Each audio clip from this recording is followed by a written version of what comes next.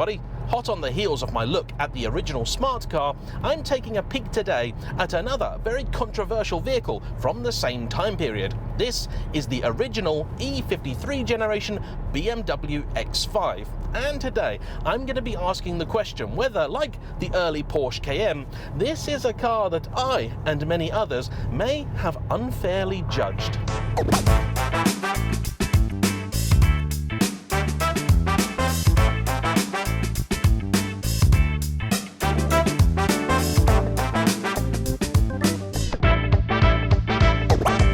Unlike the smart car, which was being deliberately different, the original X5 in concept wasn't really anything unusual at all, even for 2000. It was simply a 4x4. But the controversial bit was the fact it was going to be made by BMW, who up until that point hadn't really even dabbled with them. Rumour has it this car's genesis came about in the mid-1990s when BMW had just acquired Rover, and by extension Land Rover.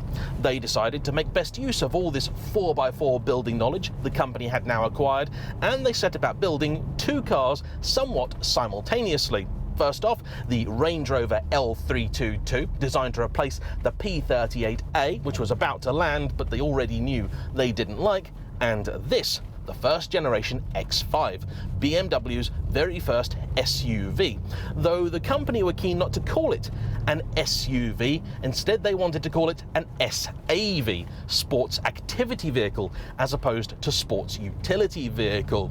Even then, I suppose they were very aware that this wasn't really designed to be a proper hardcore off-roader. I suspect the logic was, if you wanted that, you would then go and buy the Range Rover. As a result, this car shares many parts, both ideologically, technologically and practically, from the Range Rover and also the BMW E39 5 Series, which, as bases go, let's face it, is probably as good as you're going to get. I've seen a few people describe one of these as essentially a lifted E39, and how true that exactly is, I do not know. But if you were to look at a pre-facelift example, stylistically, that is kinda what it looks like. The car eventually arrived in 1999 and quickly became a favourite of both your middle-class mother and your local drug dealer. There were a selection of engines available, though this being the late 90s, early noughties, they were all proper ones. So your base variant of the car was powered by the venerable straight-six 3-litre M54. Above that, you had a 4.4-litre V8 and a sportier 4.6 IS. For the economically minded, there was also a 3-litre straight-six turbo diesel. Technically speaking, the lower powered variants were available with a manual gearbox, but practically nearly all of them were an auto.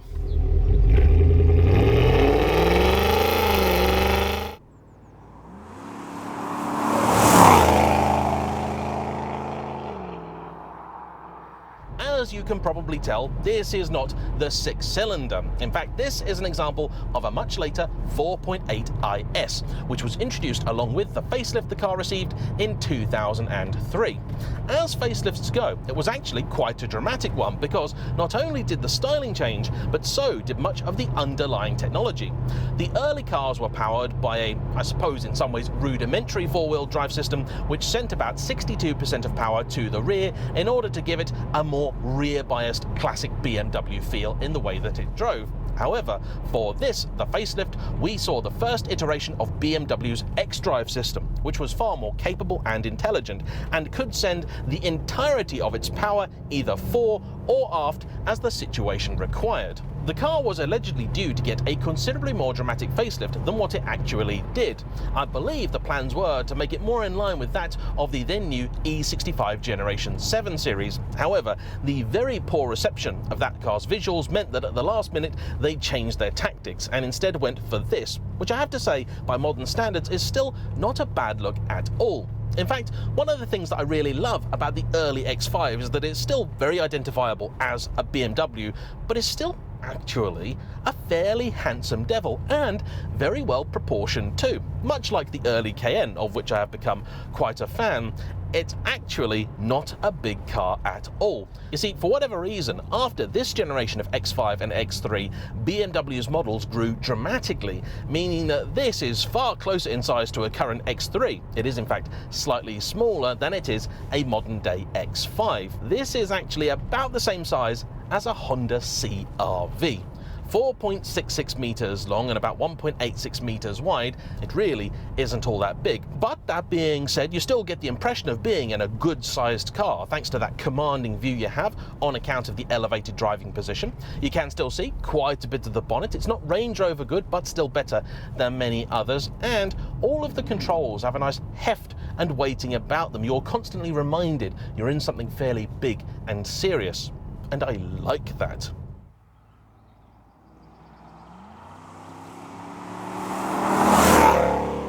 The interior will be familiar to just about anybody who's owned an E39 5 Series or an E46 3 Series. In other words, this to many is peak BMW. This particular car seems to have had a pretty hard life.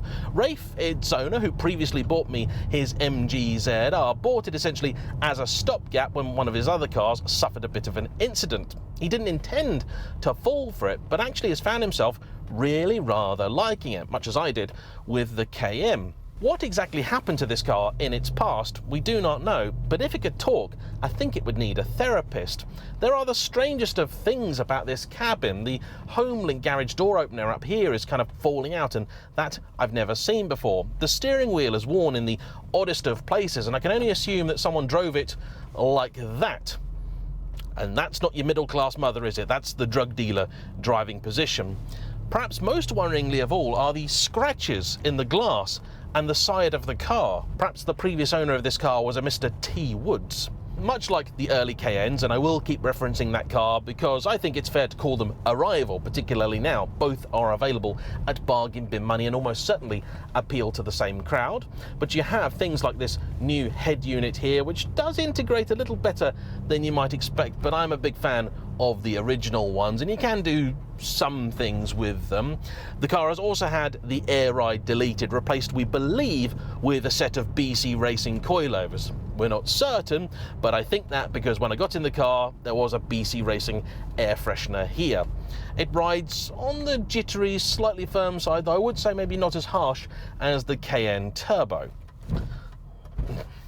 And finally, the other change, again like you'd find in many a Cayenne, is to the exhaust.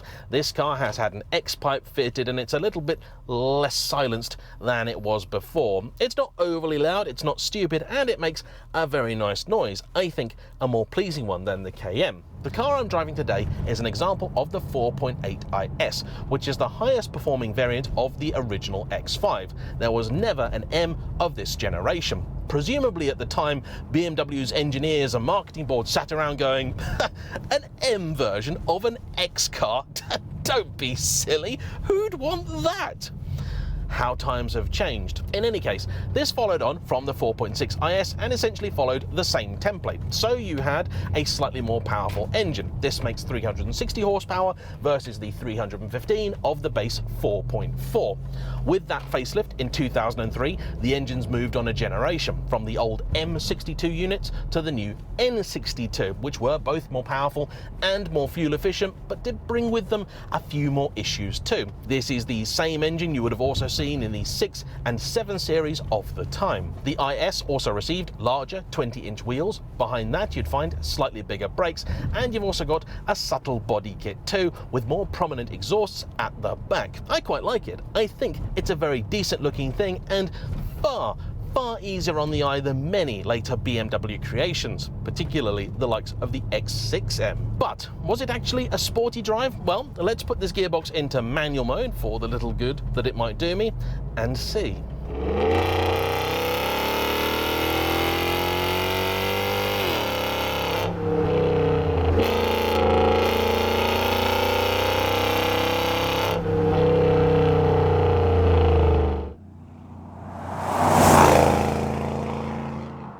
The 6-speed automatic gearbox was another thing that came along with the facelift. Previously, it was a GM 5-speed, but here a ZF built 6. And though it's not the quickest to respond, I do have to give it points for having the up and down shift in the correct orientation on the lever here. I have seen a few of these cars with paddles behind the wheel, but this one doesn't have those. maybe they're an aftermarket retrofit, I couldn't say. In any case, the gearbox isn't particularly quick, nor is the engine. 360 horsepower and 369 pound-foot, that's 500 newton meters, are certainly more than enough in a 1.6, 1.7 ton 6 or 5 series, but in a 2.25 ton X5, they're a little bit less adequate. However, that being said, they do match this car fairly well. I think this example definitely needs a bit of work because there's a few things about it that certainly aren't right. The steering is slow, as I would expect, but it's also a little vaguer than I remember the last X5 I drove being, and it follows the camber a bit more than it really should. On occasion, it can be a little bit disconcerting. The Cayenne, by comparison, is certainly a far more sporting car than certainly this X5. It steers better, turns in more keenly, and it does mask its weight all that better, which is impressive when you consider the fact the Cayenne is carrying another 1/4 ton. One area you do notice that is in fuel economy. The Cayenne Turbo on a run, the best I've ever managed to achieve is 20.8. This though, as an average, is doing 21.5, which is still not brilliant, but is not horrendous when you consider what the car is. The X5 I think also scores highly in terms of noise. It just makes a much better one. Yes, this one isn't standard, but even in regular guise, I think it's just a more pleasing thing to the ears. The way the Cayenne's exhaust is set up, it's a more Mercedes-like kind of low frequency noise. I'm more a fan of this slightly higher revving sound. That being said, the engine isn't the keenest to go to its fairly low 7,000 RPM redline for whatever reason.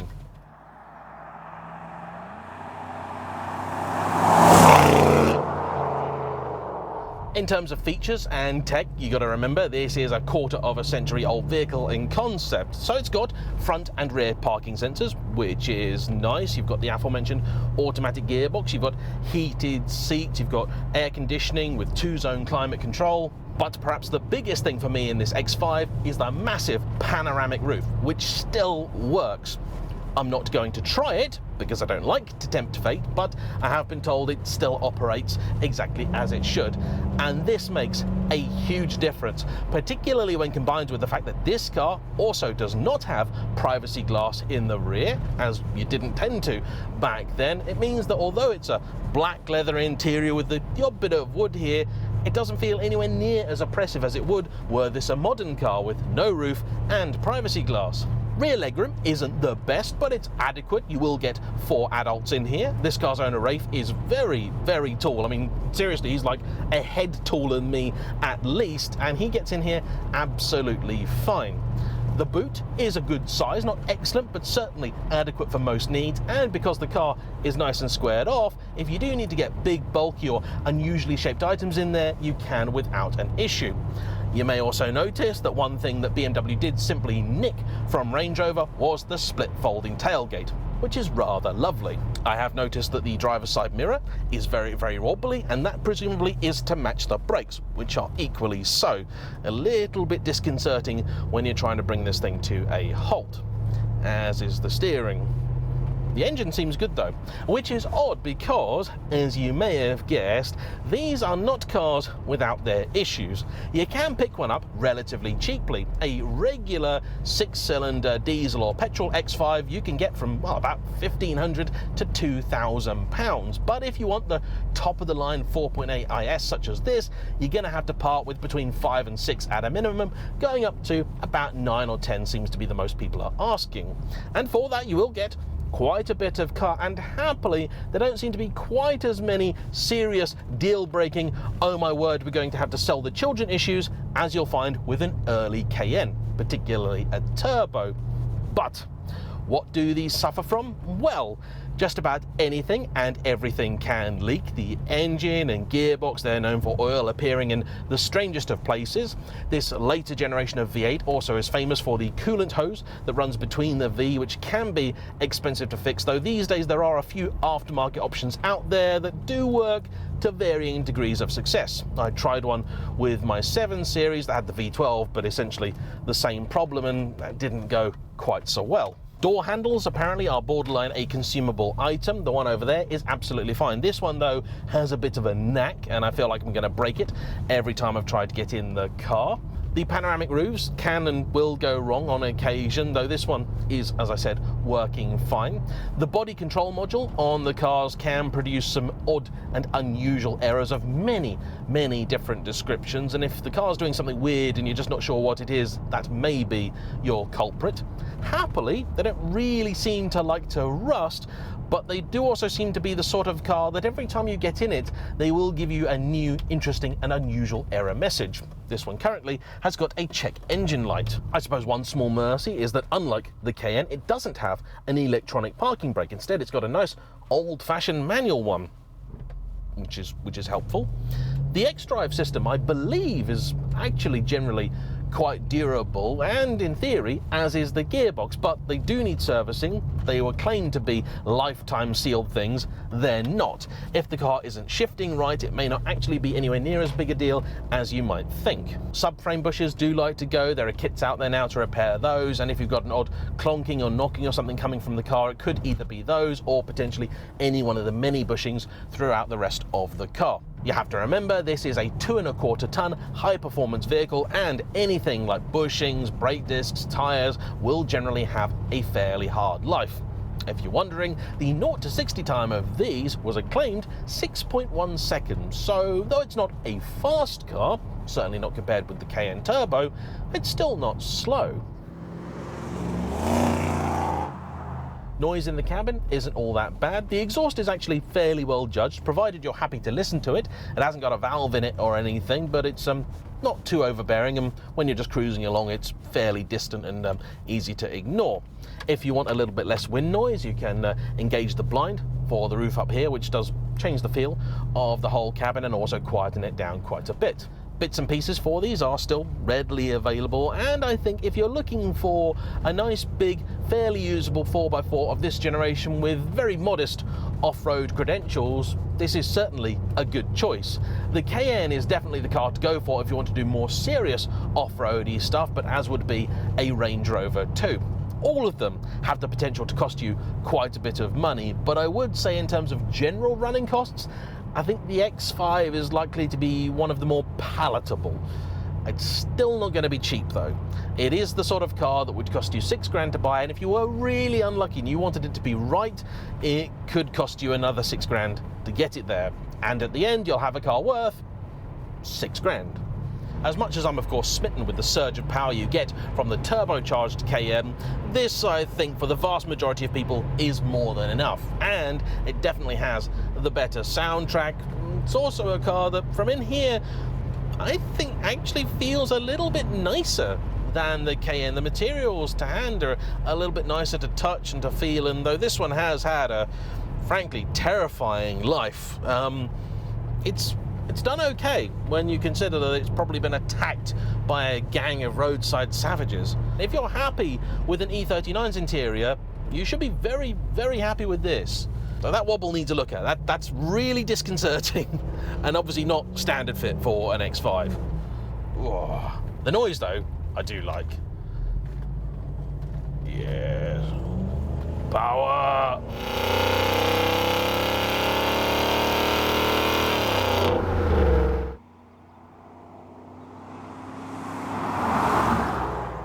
I think it really is a shame that, presumably on account of market forces, most likely American ones, that these cars grew and evolved to a point where they nearly became parodies of themselves. I remember all of us mocking this, and certainly the X3 when it was new, because that was a car that didn't have any real off-road credentials and was smaller than this, so was really one of the first examples of a crossover SUV that still inexplicably sold by the bucket load. But actually, this, the original X5, if you simply want a 4x4 BMW, that's exactly what this was. I suppose my major issue, as it is for many others, is that today every BMW has now become a parody of itself. I mean, is there a new BMW that you want? The M3 and M4 are actually annoyingly quite good and decent, but they're not lookers, are they? This though, handsome, well put together, nicely equipped. kind of discreet, certainly to modern eyes. Wobbly though, wobbly. Anyway, I want to say a big thank you to Rafe for bringing this car out, and as ever, to you for watching. Have you got another early 2000s, late 90s icon that at the time was despised, but do you think deserves reappraisal? Please get in touch. My email address is in the description of every single video. It's talk@jayemm.com. Anyway, don't forget, like, subscribe, and I'll see you for the next one. Bye-bye.